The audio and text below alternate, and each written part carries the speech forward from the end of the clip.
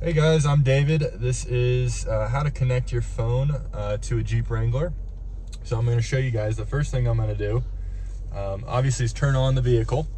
The next thing we want to do is go to your settings on your phone here, and then you're going to go into your Bluetooth. And I have an Android. You may have an iPhone, so this may look different than yours will. But you want to turn on your Bluetooth here, and then scroll to the bottom so you can search for devices. You're going to go onto your screen on your Wrangler. You're going to hit phone, and then you're going to hit pair, and search for Bluetooth devices. So now it's going to pop up my phone right here, and then we're going to make sure these codes match here. I'll hit pair and yes, and then we can connect with Android Auto or Apple CarPlay if you use that. We'll hit OK there, and then I'm connected. And now I can stream music from my phone.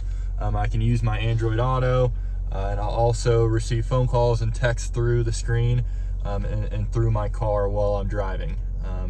So that concludes today's episode of how to connect your phone to a Jeep.